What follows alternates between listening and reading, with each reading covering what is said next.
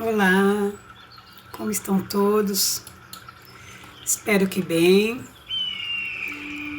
Hoje nós vamos refletir acerca do Evangelho segundo o Espiritismo, o tema Bem-aventurados aqueles que são misericordiosos, capítulo 10, itens de 1 a 4. Mas antes, vamos elevar o nosso pensamento até Deus, nosso Pai, a Jesus, nosso Mestre, e agradecermos a oportunidade de estarmos aqui unidos e reunidos em seu nome, para podermos refletir, aprender e quem sabe então melhorarmos, não é verdade? Senhor Jesus, esteja conosco agora e sempre. Graças a Deus. Eu dei ao tema o título de Misericórdia com as faltas alheias, com base então, como eu disse, no Evangelho segundo o Espiritismo, capítulo 10, Bem-aventurados aqueles que são misericordiosos. A quinta bem-aventurança diz: Bem-aventurados os misericordiosos, porque eles receberão misericórdia. Essa bem-aventurança nos lembra que a lei de causa e efeito está sempre em ação. Por quê? Porque nós recebemos aquilo que damos. Deus é misericórdia, não é verdade?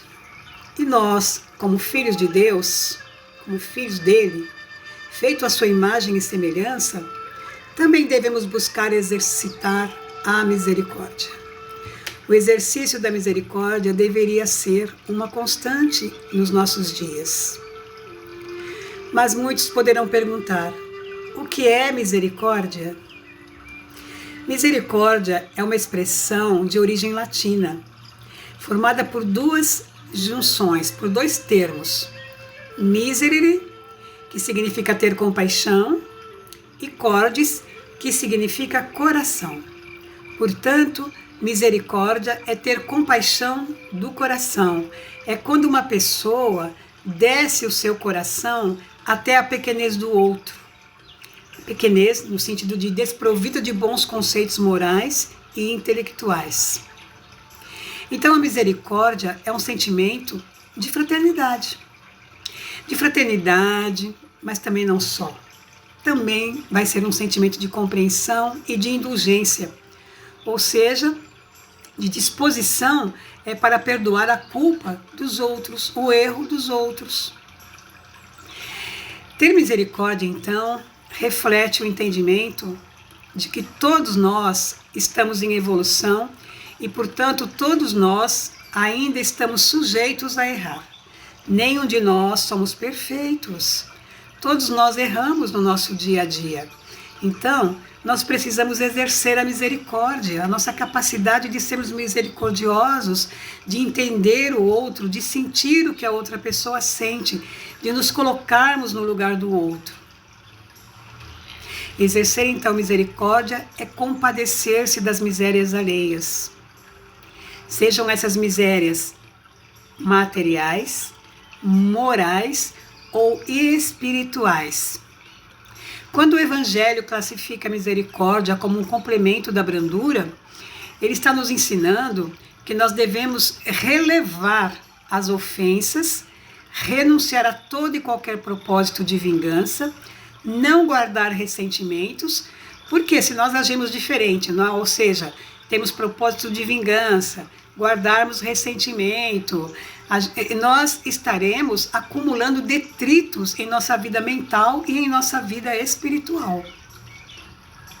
Porque nós não devemos nos esquecer, meus queridos, que também nós somos imperfeitos.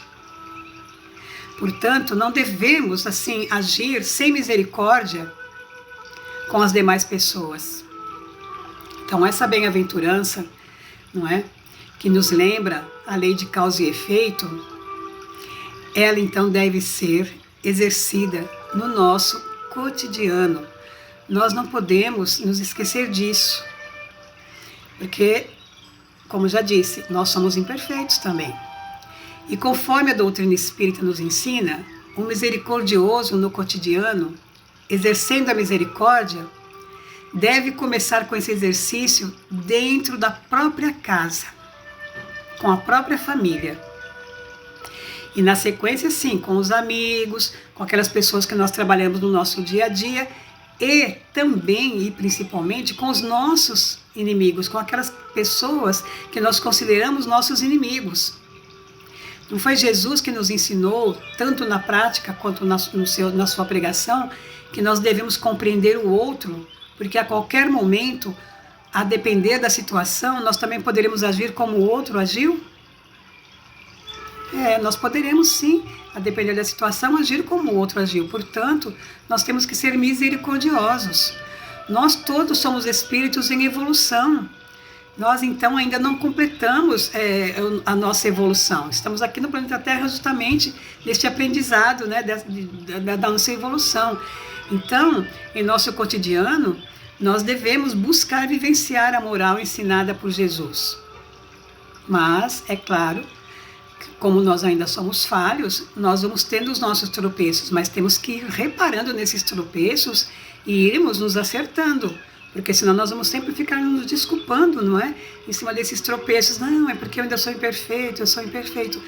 Sim, nós somos, mas nós também fomos criados para atingirmos a perfeição, não a perfeição de Deus, mas a perfeição relativa. Nós somos criados para isso, para sermos felizes. E nenhum de nós vamos ser felizes ou atingirmos essa perfeição desejada se nós não formos misericordiosos. E segundo Allan Kardec, existem duas maneiras de perdoar. Não é? Aquela que eu perdoo realmente sem ofender o outro, sem exigir nada do outro, e aquela que eu faço de conta que eu perdoo, porque eu coloco imposições para perdoar o outro. Eu humilho o outro, dizendo que eu estou perdoando. E nessa segunda fase assim, de perdão, como Kardec nos explica, não é? Posso dar 3 exemplos. Por exemplo, não é? Primeiro exemplo, quando eu digo assim, eu perdoo, mas eu não quero ver aquela pessoa nunca mais nem pintada de ouro. Ou eu digo assim, eu perdoo, mas quando eu encontrar com ela, eu vou dizer umas verdades para ela, umas boas verdades. Ou eu digo assim, eu perdoo, mas Deus está vendo. Então, quando eu digo eu perdoo, mas Deus está vendo, eu estou jogando o meu processo de vingança para Deus. Quando eu digo que eu não quero ver aquela pessoa nunca mais pintada de ouro, é porque eu também não perdoei. E quando eu digo que eu quero dizer umas boas verdades para ela antes de perdoar, é porque eu também não vou perdoar, eu quero me vingar. E a partir do momento que você exerce qualquer tipo de vingança, você não está perdoando. Nós não estamos perdoando. O perdão não tem limites, não impõe limites. Não existe limites para o perdão sincero. Vamos nos lembrar de quando Pedro pergunta a Jesus, Senhor, quantas vezes perdoarei ao meu irmão quando ele houver pecado contra mim? Até 7 vezes? E Jesus então responde, não te digo que perdoe até 7 vezes, mas até 70 vezes 7 vezes. Então o recado foi dado. Perdoar tantas vezes quantas vezes forem necessárias. E o que é perdoar? É o mesmo que esquecer? Lá no livro Consolador, na questão 340,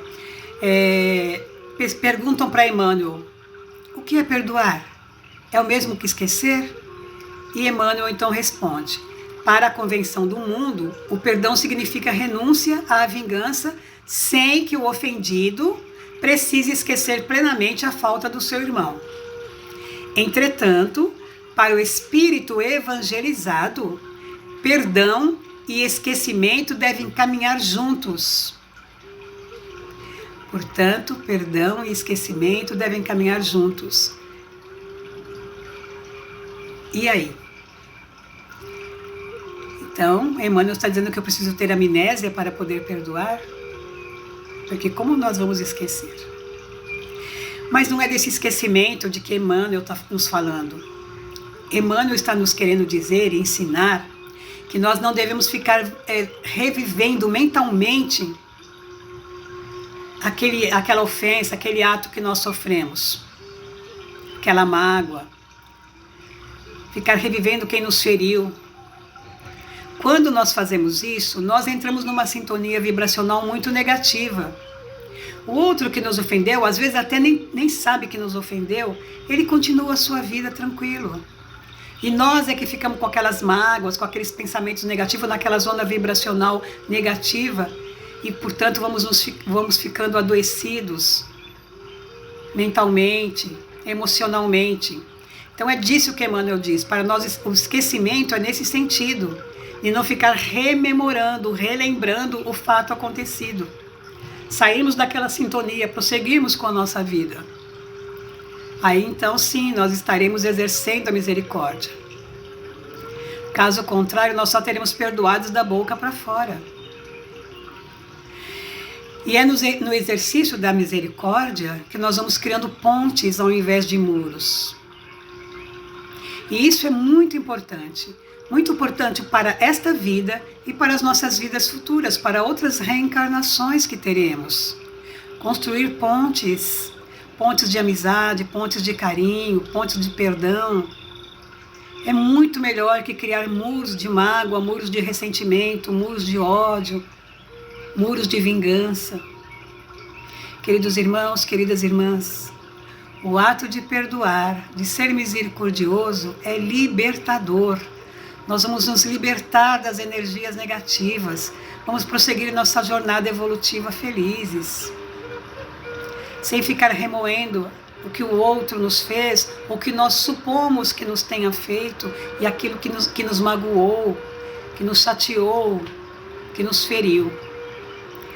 O exercício da misericórdia é muito importante no nosso dia a dia. E nós só vamos aprender a ser misericordiosos se nós exercitarmos. E Deus nos dá essa oportunidade de exercício no nosso dia a dia, quando nós encontramos no nosso caminho um familiar mais difícil, um amigo mais difícil, aquela criatura que trabalha conosco mais difícil, aquela criatura que nós julgamos ser nossos inimigos. Então, vamos buscar todos nós, o exercício cotidiano da misericórdia. Com aquele político que nós vamos fazendo coisas que não são muito boas, com o próximo mais próximo, vamos exercitar a misericórdia. E leiam o capítulo 10 do Evangelho segundo o Espiritismo, itens de 1 a 4. Bem-aventurados aqueles que são misericordiosos. Bem-aventurados porque serão mais felizes. Aquele que exercer a misericórdia. Paz e luz a todos. Vamos agora então a nossa vibração, rogando a Jesus, nosso Mestre, que esparrame o seu amor, a sua paz, a sua luz por todo o planeta Terra. Sabemos que Jesus exerce e exerceu sempre a misericórdia. Vamos então neste momento também vibrar por aquelas criaturas que nós consideramos os nossos inimigos, aquelas criaturas que nos magoaram, que nos feriram. Vamos vibrar muito amor para todas elas. Vamos vibrar perdão, paz. Vamos vibrar também, meus irmãos, por todos os lares da Terra, principalmente aqueles lares em desajustes. Vamos vibrar pelos nossos irmãos que tentam contra a própria vida. Vamos vibrar pelos hospitais, por todos os doentes, por todos os trabalhadores. Enfim, vibremos para que a Terra melhore, para que todos nós possamos mudar as nossas vibrações, porque a Terra só mudará quando todos nós mudarmos.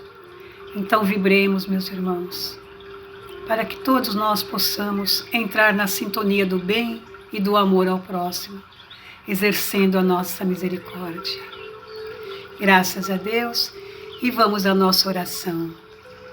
Senhor, nesta hora em que todos procuramos um caminho de paz, de saúde física e de saúde mental, para sobreviver às nossas próprias dificuldades, nós te rogamos, Senhor, amado Jesus, que nos abençoe e conserve-nos sempre vivo, na fé viva em Ti.